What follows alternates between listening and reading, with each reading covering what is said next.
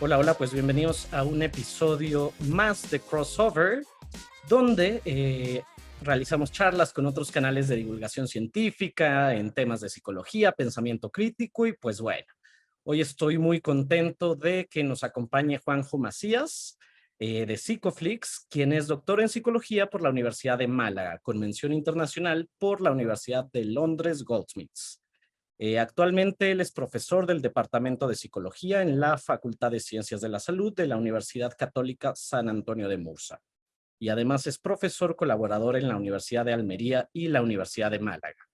Es miembro fundador, como había mencionado, de Psicoflix junto con Darío Ijay, psicólogo general sanitario desde el año 2013 en Málaga y Marbella y Murcia.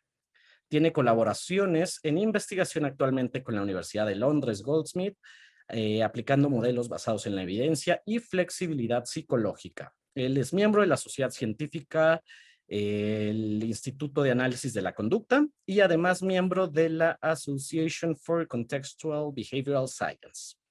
Así que pues Juanjo, muchísimas gracias por aceptar la invitación. ¿Cómo estás?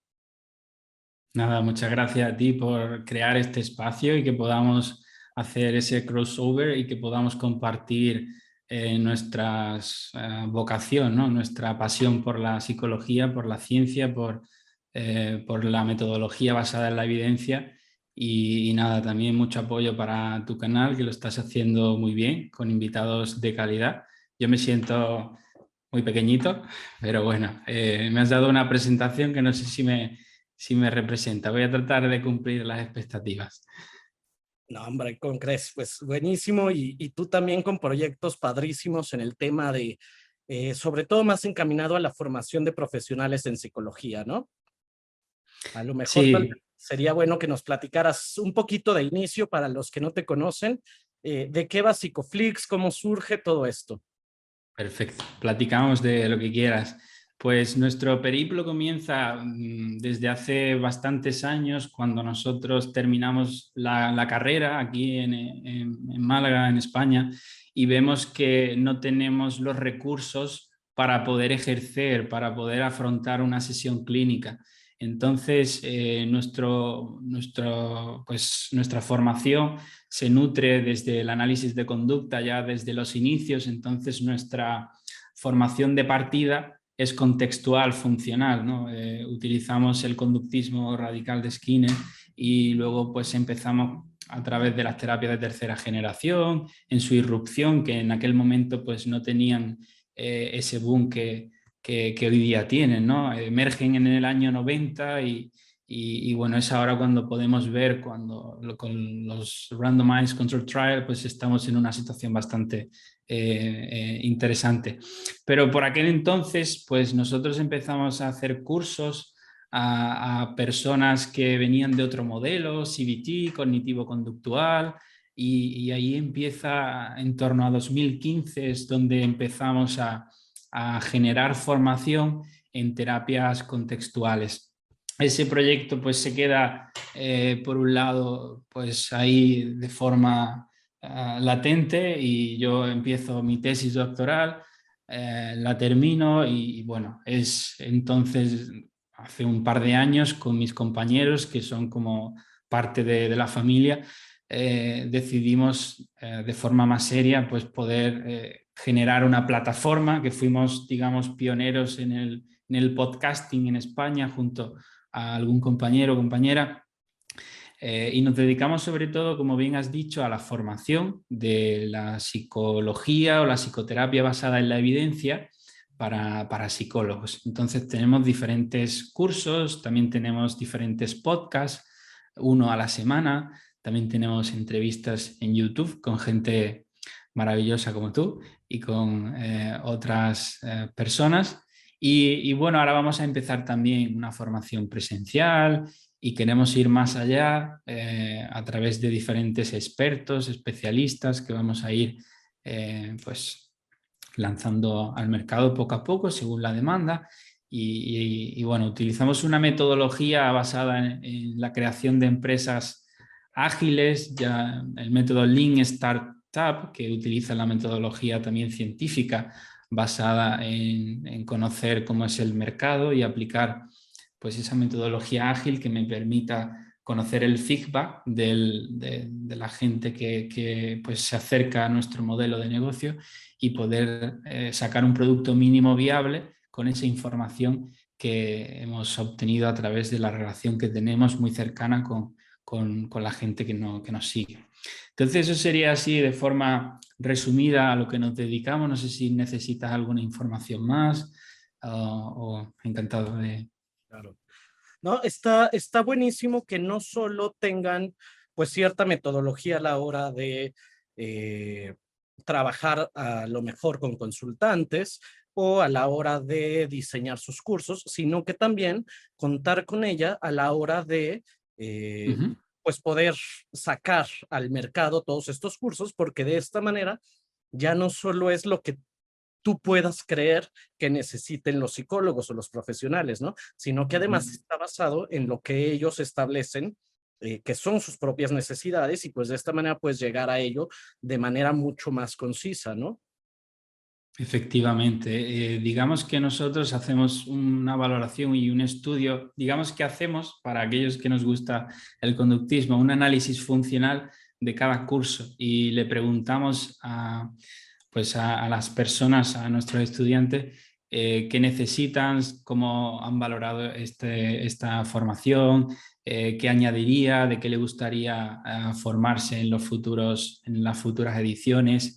Y digamos que nosotros, por un lado, tratamos de cubrir qué me hubiera gustado a mí pues recibir cuando acabo la carrera, que es recursos en psicología y que tengamos una actualización constante, un reciclaje constante, porque digamos que nuestra profesión, nosotros somos la técnica, digamos que somos el instrumento que necesita estar afinado para que salga buena música. Entonces, el reciclaje continuo es la metodología más eficaz para que, pues, por un lado, se pueda trasladar esos beneficios bueno, que conmigo mismo han ido funcionando también. Al final, el maestro necesita de pasar un proceso personal e individual de transformación bueno, pues tratamos de encarnar los principios para que en esa cartera de cursos que tenemos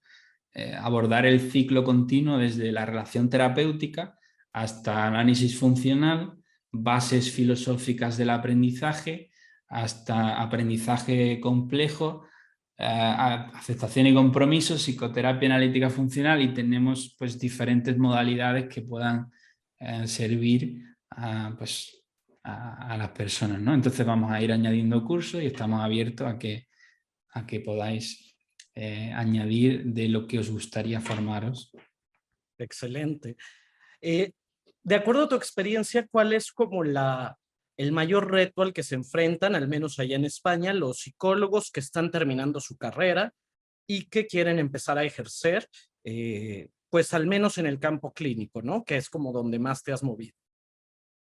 Pues es una pregunta muy interesante, ¿no? Y incluso podemos extenderla no solo al campo clínico, sino a el problema del cual adolece la psicología, bajo mi punto de vista, en mi opinión personal, es que el psicólogo sale con diferentes nociones de lo que es la psicología, con diferentes psicologías, en lugar de una única psicología unificada como forma de entender y abordar el sufrimiento humano, basada en un rationale o una fundamentación filosófica de ciencia o filosofía de ciencia que permita entender y explicar cualquier tipo de conducta, ya no solo la conducta anormal, yéndonos, porque tenemos un enfoque transdiagnóstico que pues no le gusta la etiqueta, el DSM, etc. Entonces el alumno cuando sale se ve con...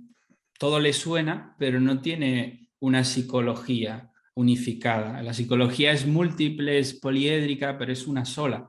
Entonces hay como el eclecticismo, ¿no? La forma de, bueno, yo utilizo esta técnica y esta también, pero no hay una base, una fundamentación filosófica que permita, por ejemplo, no mezclar la reestructuración cognitiva o la psicoeducación con el mindfulness, porque vienen de paradigmas que son contrarios. Uno va al control o al cambio de la sintomatología y otro va a la aceptación. Entonces, ese sería uno de los principales problemas, bajo mi punto de vista, que la psicología se encuentra, que tenemos que ver los planes de estudio y decir, vamos a ver, vamos a darle una cohesión a todos estos 4 o 5 años para que cuando salgan tengan una idea como si fuera una película y que cada año sea como un episodio de Netflix, tengan una coherencia entre todos esos años, no que el conductismo pues se enfrenta al cognitivismo y lo que tenemos, bajo siempre todo es subjetivo, ¿no? Tenemos que aunar esfuerzos y de sentarnos todos y que podamos establecer un marco coherente, que bueno, lo podemos ver allá lo podemos ver como PBT o la terapia basada en procesos, que trata de ir más allá y de ver qué componentes comunes son los que producen el cambio clínico o qué puedo incorporar dentro de la clínica y medir el efecto que eso tiene con unas variables de proceso y ver cómo pues diferentes modalidades o diferentes aproximaciones que ya no solo son científicas, producen cambios, pero nosotros podemos explicar esos cambios en base a unos principios, unas leyes del aprendizaje, como por ejemplo, pues cuando se habla de la escucha activa de Carl Rogers, nosotros podemos operativizar la empatía en base a procedimientos concretos, específicos, habilidades que el terapeuta pueda aprender. La empatía sería como el resultado. Yo puedo enseñar el proceso a que un terapeuta sea más empático y de explicarlo de una forma muy parsimoniosa en base al refuerzo positivo y a esas leyes del aprendizaje. Eso es un poco mi cosmovisión de cómo veo la psicología. No, y yo estoy totalmente de acuerdo en que muchas veces eso es lo que falta o el problema que tiene la psicología en general, ¿no? Y ese es un tema que creo que es algo de todo el mundo.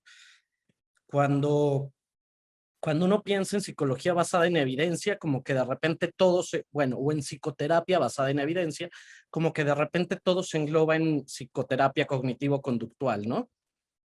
Como si efectivamente la psicoterapia cognitivo-conductual tuviera las mismas bases epistemológicas en todos lados, ¿no? Pensando a lo mejor desde una noción histórica que conductismo, luego cognitivo-conductual y luego derivando en esta tercera ola, cuando no necesariamente comparten principios epistemológicos.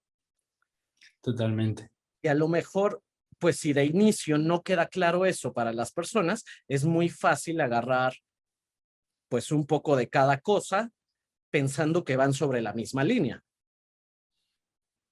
Totalmente, es de esa forma, ¿no? Y al final, para mí, el punto de vista autocrítico que un profesor de universidad tiene que tener es el hecho de decir, nosotros somos responsables de la educación que le damos a la gente que está aquí. Entonces, al final, cuando vemos praxis basadas en la pseudociencia, como consultantes que yo tengo y han estado en un psicólogo, que le ha echado las cartas, el tarot, o ha utilizado el Reiki o las flores de Bach, o diferentes pues, metodologías basadas en la pseudociencia.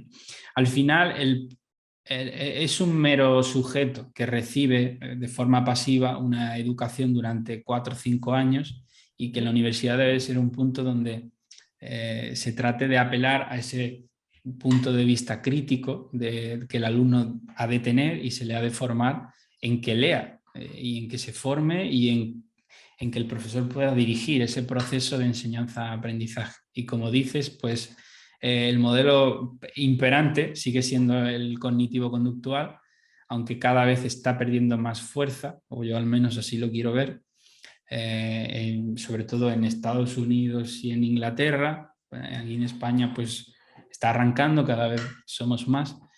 No sé cómo es allí, cómo es en tu tierra. No, acá sí hablas de cuestiones como de psicoterapia basada en evidencia. Lo que va a imperar es justamente el modelo cognitivo-conductual.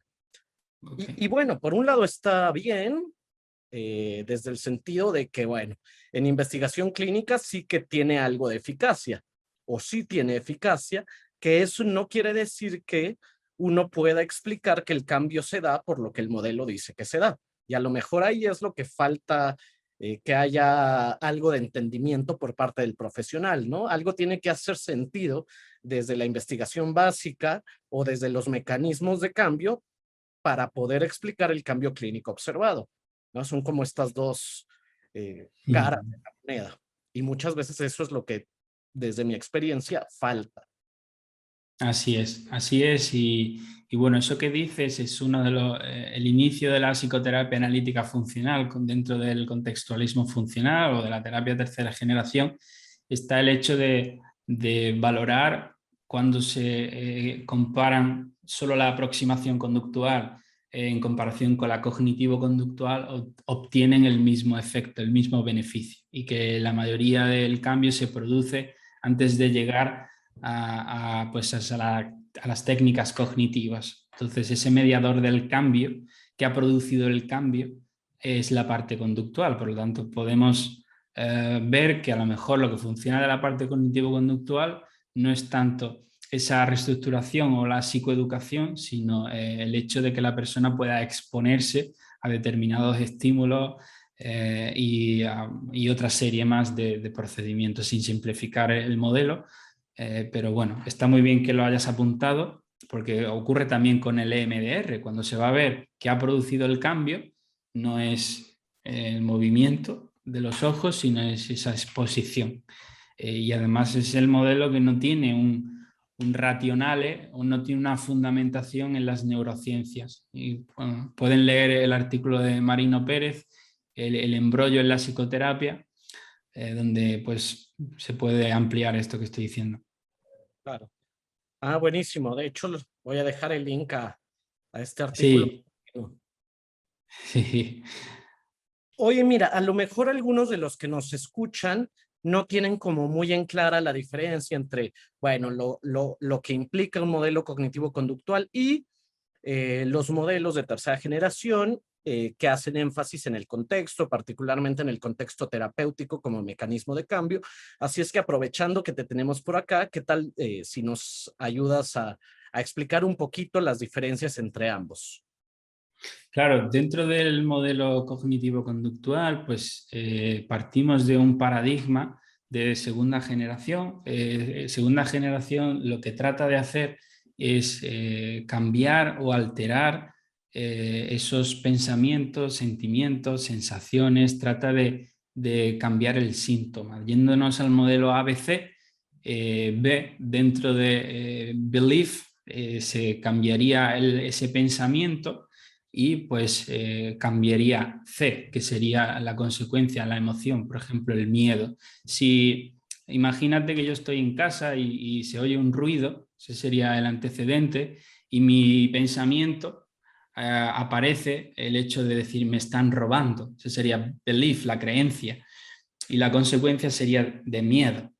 Entonces, dentro de un procedimiento que se suele utilizar, como es la reestructuración cognitiva, de detectar ese pensamiento intrusivo o irracional, para modificar esa creencia, cambiando B, cambia C. Entonces, no es que sea, no te están robando, simplemente es el viento, que estos días hace mucho viento, pues la persona cambia C.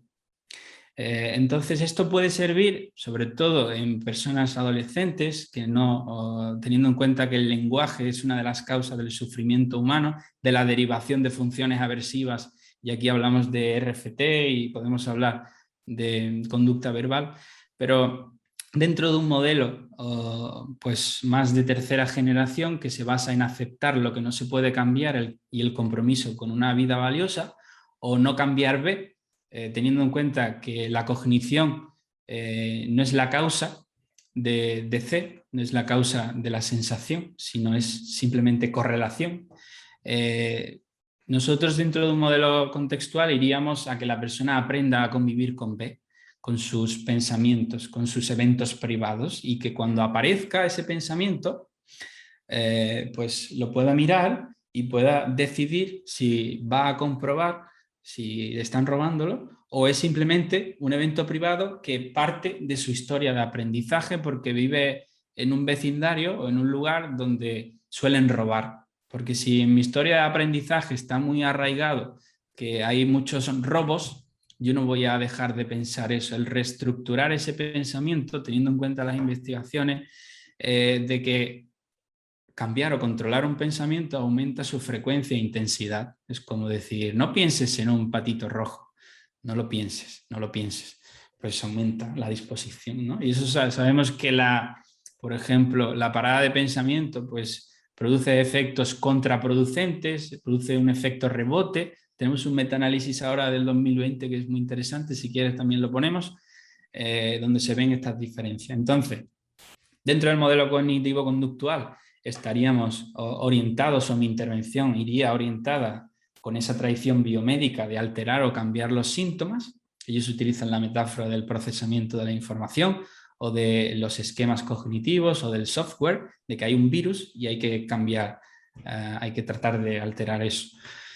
Dentro de un modelo de tercera generación, le enseñaríamos a que la persona aprenda a convivir con ese pensamiento y que el problema no es el pensamiento, sino cómo se relaciona con ese pensamiento o sensación que viene derivado de la historia de aprendizaje y que no podemos manipular o alterar o cambiar.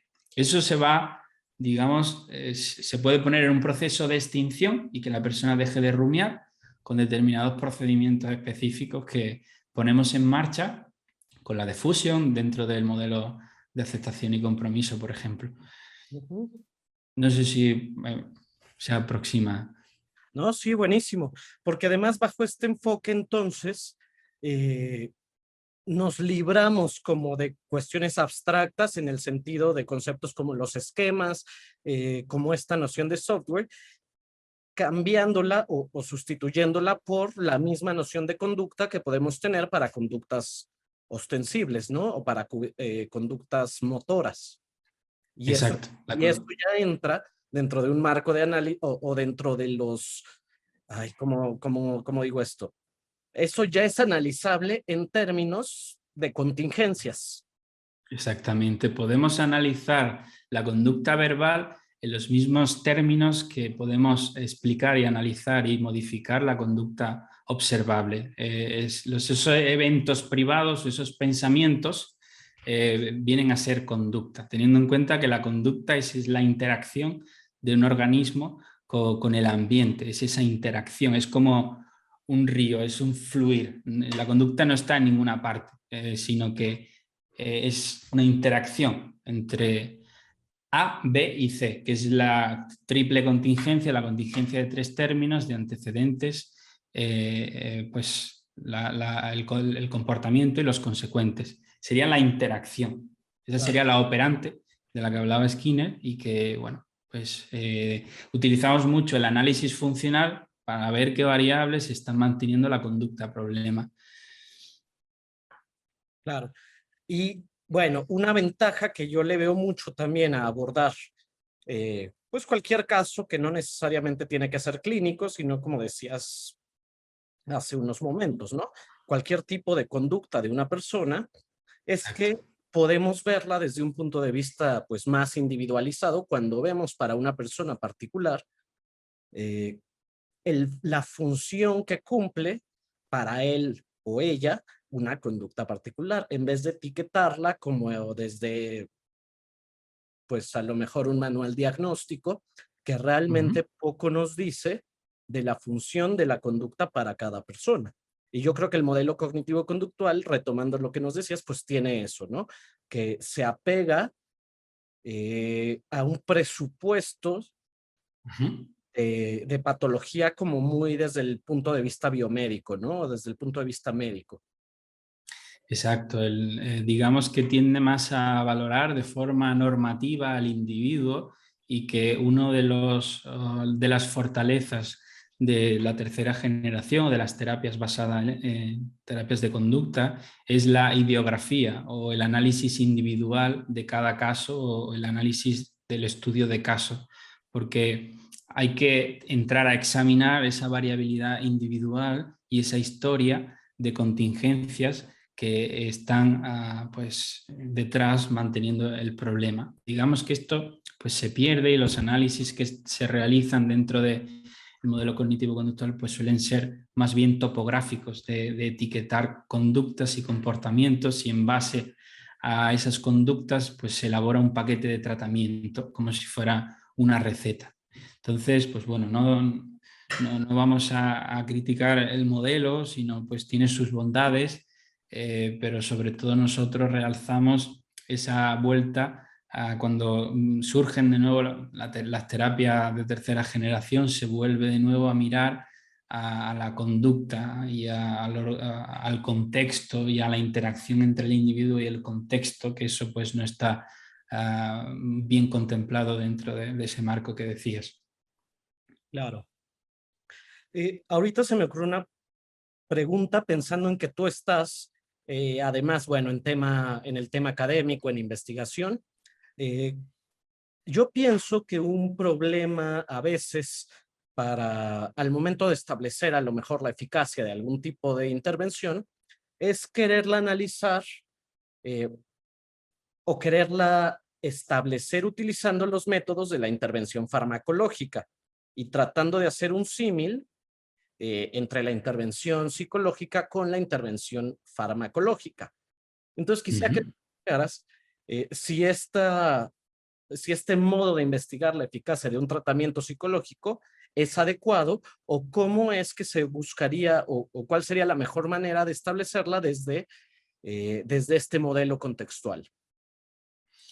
Pues el modelo contextual es una pregunta muy interesante, ¿no? Y desde el modelo contextual, pues se entiende que la farmacología, pues queda relegada a un segundo plano, sobre todo para casuísticas donde se pueda contrastar que la etiología es de origen orgánico o biológico. Entonces se entiende que el cerebro no está, digamos, de forma aislada, sino que está en continua interacción con un contexto, con un ambiente, entonces lo que pues vamos a tratar de ver es esa interacción del organismo de forma a lo mejor biopsicosocial, más psico y social que biológica, y la parte farmacológica, digamos que en determinados trastornos mentales graves, entendiendo el trastorno como de una definición que a mí me gusta mucho, como es algo que se enreda, algo que se trastorna, que se vuelve del revés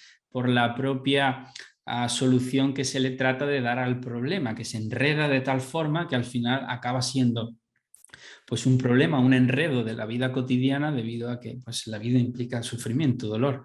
Entonces, digamos que la farmacoterapia dentro de los modelos contextuales, digamos que se tiene en un segundo plano. No quiere decir que en algunos casos sea útil y sea pues recomendable, pero que somos bastante reacios a utilizar la farmacología entendida como una evitación. Digamos que, no sé allí, pero en España la benzodiazepina, el Lexatin o algún tipo de diazepam se consume al igual que el ibuprofeno. Entonces estamos en una cultura, en una sociedad donde estamos medicalizados, que el umbral de tolerancia al malestar es cada vez inferior y que no queremos establecer contacto con lo que pensamos y sentimos. Entonces utilizamos cualquier herramienta, puede ser la farmacología. Entonces, visto desde ese prisma, dentro de una intervención o de una investigación, yo trataría de utilizar fármacos en casos donde sea estrictamente necesario. Es lo que yo te puedo contestar. Okay. Vale, moviéndonos un poquito, uno de los cursos, y que es además, si no me equivoco, de los primeros que sacaron en Psicoflix, tiene que ver con la relación terapéutica, ¿no? Y su uso desde un punto de vista, pues, terapéutico, o sea, como herramienta para el cambio. Eso quise decir. Sí, Eh, sí. ¿Cómo podemos entender a la relación terapéutica desde este modelo? Porque la relación terapéutica básicamente en los modelos psicoanalíticos, en los modelos humanísticos, pues de alguna manera sí tienen un papel importante. Pero ¿cómo es o cuál es la diferencia desde un marco de psicoterapia basada en evidencia?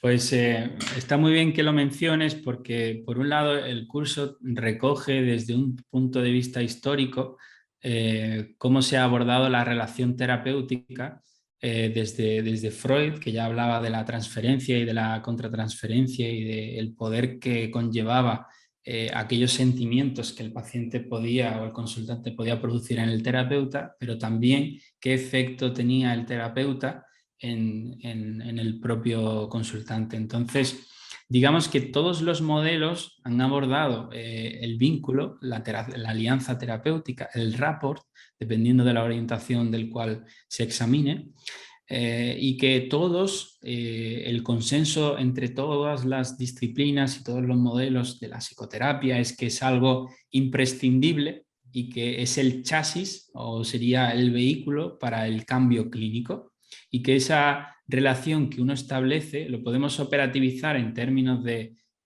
Skinner hablaba de que el terapeuta es una audiencia no punitiva, que no castiga, que eso se puede ver en que no juzgamos y que somos o establecemos una relación particular con unos objetivos concretos. Digamos que esa alianza debe de estar al servicio de los objetivos terapéuticos. Entonces, la relación terapéutica en sí mismo ya es una técnica y es un quehacer que requiere, por un lado, yo siempre pongo la metáfora de que somos como un artesano que trabaja con las manos, que trabaja con lo que el consultante trae, pero que yo tengo una forma, con un modelo, con un paradigma, con una filosofía de ciencia, con una experiencia basada en la evidencia, que le da forma a esa improvisación o a esa variabilidad que cada persona trae a consulta.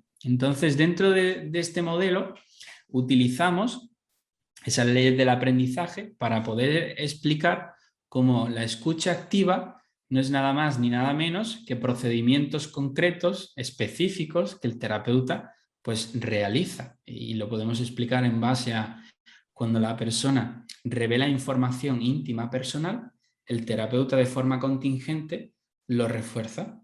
Se produce un reforzamiento entre la revelación vulnerable y pues lo que el terapeuta hace o dice dentro de la propia sesión clínica. Entonces se le da mucha importancia a esa relación que se establece teniendo en cuenta cómo pues la persona es como si fuera una cebolla, yo sí pongo esta metáfora, y hay que ir quitándole capas. Esa relación terapéutica supone el vehículo para que la persona pueda ir desnudándose de forma metafórica y que podamos llegar a la raíz del comportamiento y producir cambios estables a largo plazo en el tiempo. Entonces es lo primero que nos encontramos. Cuando tratamos de formar a profesionales directamente, se van a la pregunta, ¿en qué te puedo ayudar? O ¿qué te trae por aquí? Y es como, quieto, alto. Primero tengo que establecer el marco o preparar el terreno para trabajar. Claro. Y eso requiere tiempo. Cada persona requiere que hagamos procedimientos concretos. Entonces, tampoco nuestro paradigma no es que haya una receta para hacer una relación terapéutica, sino unos principios que se van a adaptar a cada historia de vida concreta. Y el terapeuta con esas habilidades operativizadas en esas leyes del aprendizaje, pues empieza a poner en marcha. Y bueno, ya podemos hablar de otras cuestiones para no aburrirte. No, no, no, para nada. Yo encantado de que nos platiques de todo esto, porque además, perdón, creo que son cosas que muchas veces, o lo ven mis estudiantes, los de los últimos semestres que ya están por terminar la carrera y me preguntan mucho qué herramientas o dónde pueden profundizar sobre estas cosas y generalmente los remito a formaciones de este tipo, ¿no? Donde van a aprender a lo mejor ya de manera más específica sobre análisis funcional, retomar los principios de aprendizaje, porque a mí cada vez que me toca un grupo por ahí de séptimo, octavo semestre, tengo que volver a hablar de los temas de aprendizaje, contingencias, condicionamientos y luego les ando cayendo mal porque les digo que es lo menos que se espera de un psicólogo.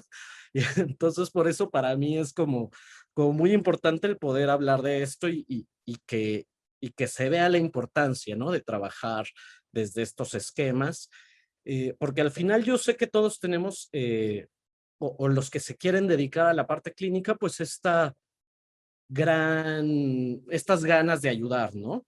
Pero pues lo que siempre les digo es que las ganas de ayudar no bastan, sino hay que saber hacerlo, Sí, porque pues también de buenas intenciones está llena la charlatanería y las pseudociencias, ¿no? sí, sí, digamos que eso que dices es muy interesante, ¿no? Porque por un lado, el psicólogo ha de poseer ciertas características bueno, puede traer de serie porque en su historia hayan estado esas contingencias o esas variables que hayan propiciado a que sea más empático, a que sea buena persona, entendido como pues, amable o cercano o empático, que ayude a los demás, etcétera. Pero luego hay otras habilidades que se han de trabajar. Digamos que esa relación terapéutica es el primer contacto, es el chasis para producir el cambio, pero luego toda esa información que la persona me ofrezca, yo tengo que ir almacenándola en ese análisis funcional. Entonces yo necesito entender sobre todo por qué sufrimos y qué leyes operan en el ser humano.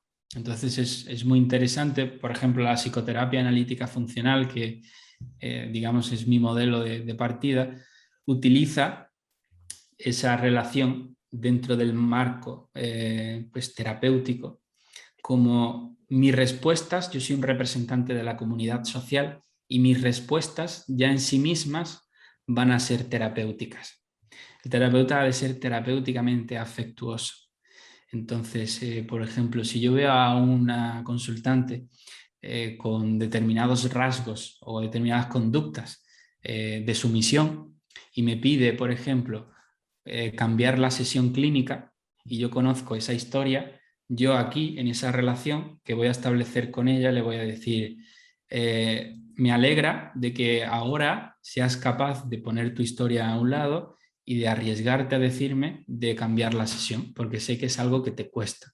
Entonces yo encantado que lo hagas y de que esto que has hecho aquí conmigo lo puedas trasladar a tu día a día, porque esto quizás se acerca más a lo que quieres en tu vida, ¿verdad?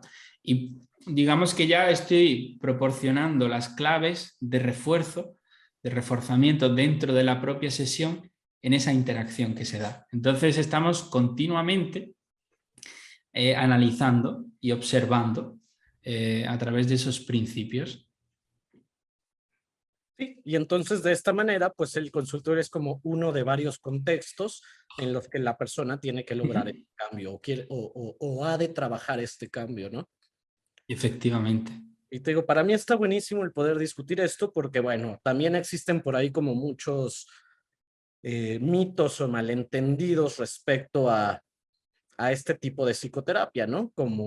Y yo creo que eso es lo que luego a muchas personas los detiene el explorar más sobre esto, ¿no? Y por eso poderlo platicar de esta manera, pues creo que puede abrir más la curiosidad o dejar en claro lo que no es, ¿no? Sí, Porque se entiende sí. por ahí que a lo mejor es algo muy mecánico o que entonces no somos ratas y claro que no somos ratas y nadie está diciendo eso, pero Claro, a ver, son las típicas críticas que se hacen cuando uno desconoce el conductismo radical. La gente se cree que es porque es extremista, pero no que va a la raíz del comportamiento. digamos que los principios de la conducta, pues, tenemos esa experimentación que se ha utilizado en laboratorio, pero que tenemos que realizar una traslación al contexto de la vida cotidiana, y que la vida es como una caja de Skinner muy grande, muy compleja, muy caótica. Nunca se acaba un análisis funcional porque es un continuo, digamos es que nos comportamos porque hay unas leyes que gobiernan la conducta humana. Entonces, no entender eso es no entender la psicología. Entonces ya podemos recomendar, por ejemplo, que lean a Kohlenberg y Mavi Sai, donde hablan del amor, de la conciencia, awareness, courage and love. La conciencia, el coraje y el amor y el conductismo como esos principios que van a guiar todo el procedimiento terapéutico. Entonces, por un lado, vamos a estar atentos de lo que está ocurriendo, vamos a tener el coraje, porque tenemos que traer las funciones de la historia al presente. Y eso implica que yo tenga que tomar riesgos, tenga que tener coraje para enfrentar ciertas situaciones que pueden ser complejas, que la persona tenga pensamientos de suicidarse y yo tenga miedo a traerlo a consulta y que le pregunte. Pero digamos que si no hacemos eso, no estamos haciendo nuestro trabajo. Así que bueno, está bien. Sí, es que me quedé pensando, porque luego me puedo quedar así horas y me surgen más preguntas y más preguntas. Pero bueno, efectivamente yo creo que también otra ventaja del poder tener claro, pues, los aspectos teóricos, epistemológicos sobre los cuales trabajas o sobre los cuales se sienta el tipo de intervención que estás dando, es que entonces no te tienes que aprender como recetas de cocina, no son manuales, ¿no? Sino que si tú tienes claros los mecanismos de cambio, pues puedes ir ajustando tu forma de trabajar de acuerdo a lo que tú vas viendo en terapia. Efectivamente. Digamos que vamos avanzando en la medida en la que vamos recabando cada día más información sobre el consultante, y que hay un mínimo de planificación porque hay unos objetivos terapéuticos que en esa primera sesión podemos establecer de forma consensuada. Es decir, yo le pregunto hacia dónde quiere caminar o qué vida quiere vivir. Nunca lo llevo hacia donde yo considero que creo que es mejor para la persona. Esto a veces ocurre cuando nosotros vemos que la persona está en una relación pues tóxica, y yo creo que no le conviene. Entonces fuerzo a través de determinadas reglas verbales a que pues deje esa relación. Entonces podemos conseguirlo, pero dentro de 2 meses va a volver a recaer con una persona similar. Digamos que tiene o cambia de topografía, pero la función sigue siendo la misma, que es la de dependencia. Ahora no depende de su pareja, pero depende de sus amigos, o depende de una sustancia. Entonces es importante que hagamos nuestro trabajo de la forma más funcional posible y yéndonos a la historia, ¿no? Y biográfica. Claro, perfecto. Pues bueno, yo creo que hasta ahora nos has dado como mucho de qué platicar a quien nos vea, si a lo mejor está pensando en iniciar una carrera profesional en la parte clínica, o a lo mejor ya lo está, pero pues nunca se deja de aprender. Yo creo que por allá tienen como muchos buenos recursos para construir un poquito más sobre estos cimientos y sobre nos contabas que incluso hablan mucho desde la raíz epistemológica y eso que para mí es fundamental. Y pues bueno, yo por lo pronto dejaré acá los links a todo el material porque seguro que cualquiera lo puede encontrar muy formativo o Muy puede bien. ser un gran aporte para su formación, eso quiero decir. Encantado de poder compartir, porque al final hay uno de mis maestros me dijo, el conocimiento tiene que servir para compartirlo, porque no es mío. Yo lo he ido aprendiendo a lo largo de los años y ha de servir para mejorar que es al final lo que decía Skinner, que el psicólogo ya es un remedio para un mal ya existente y que lo ideal es crear pautas culturales que sean efectivas y que no llegue a acontecer el refuerzo pues, de determinados repertorios que son disfuncionales. Entonces, pues bueno, encantado de colaborar contigo. Hombre, pues muchísimas gracias, Juanjo. A ti Eh, un placer. Sí, me gustaría preguntarte, bueno, para nuestra audiencia también, ¿no? Porque si también lo vamos a que te presentes y que nos cuentes sobre ti también. Yo tengo ese rol de entrevistador y también me gusta que nos vale, cuentes sobre ti. claro que sí.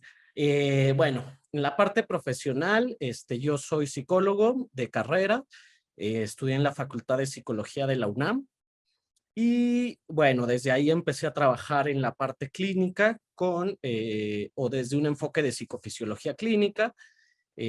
Allá en la Facultad de Psicología está una clínica para donde los alumnos hacen su servicio social, etcétera. No todos, pero pues bueno, yo tuve la suerte de poder hacer ahí como esa formación y trabajé en el área de retroalimentación biológica. Ya después Ujú. pues, decidí irme por el camino un poquito más de investigación e hice el doctorado en psicología, pero en el Instituto de Neurobiología de la UNAM. ¿No? El programa es doctor en psicología, pero yo lo trabajé desde el lado de neurociencias. Ujú. Y algo que yo me he dado cuenta mucho es que el rol del psicólogo no está como que muy bien entendido dentro del campo de las neurociencias. Eh, Intentándolo decir como que, bueno, el psicólogo que debe de ser el profesional que entiende las interacciones organismo-ambiente, el que tiene precisamente conocimientos sobre aprendizaje, sobre todo este tipo de cuestiones que hemos hablado, a veces no llega a hacerlo o no llega a poner de su parte como lo que debería de poner de su parte. No sé si me explico, ¿no? Ujú. Y a lo mejor termina relegado o termina relegado, sí, a los métodos meramente biológicos. Entonces, para mí es como dentro del campo de neurociencias, sí hacer mucho énfasis en el papel del psicólogo y lo que sabe hacer el psicólogo como lo que le puede aportar al estudio del cerebro y no viceversa, ¿no? Que algo que por ahí comparto con Eduardo Polín, que lo ha dicho varias veces y yo estoy totalmente de acuerdo. Sí, Eso es a grandes rasgos como lo que genial. vea. Vale, entonces si nos piden pues asesoramiento psicológico por donde tú estás, pasas consulta también, ¿verdad? Sí, sí, yo también estoy en consulta y trabajo desde un punto de vista psicofisiológico, es decir, todo esto que hemos hablado este, de un análisis funcional previo, de la manera en la que entendemos la psicoterapia, considerando las respuestas del cuerpo también. Entonces, y las respuestas del cuerpo, claro que en interacción con el ambiente. Entonces suele ser algo como que la mayoría de las personas que me visitan siempre es porque ya traen algún problema de trastorno psicofisiológico, ¿no? Por ejemplo, síndrome de intestino irritable, temas de asma, temas de inflamación crónica que podemos pues identificar más o menos claramente con situaciones específicas. Genial. Así que sí, Estupendo que lo puedas ver desde esa forma, ¿no?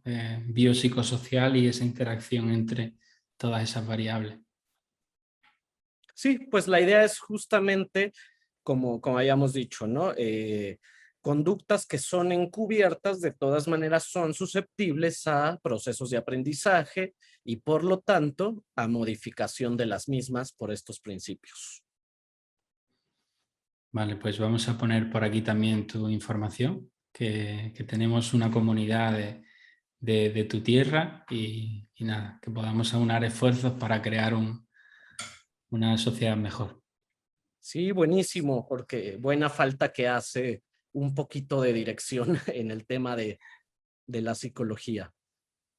Y claro que es a Sí, nivel mundial, no quiero decir que solo sea a nivel de España o Latinoamérica, ¿no? exacto, a nivel mundial. Pues bueno, Juanjo, yo por mi parte pues la pasé súper bien platicando. Sí, se me ha hecho muy corto. Padrísimo, como decís. Sí, sí, ¿verdad? Eso es muy de acá. Sí, Pues bueno, perfecto. que estés muy bien, Juanjo, y espero que sigamos en contacto. Nada, cuídate mucho y todo lo que necesites, aquí estamos. Un abrazo, Mauricio. Gracias, chao. Chao.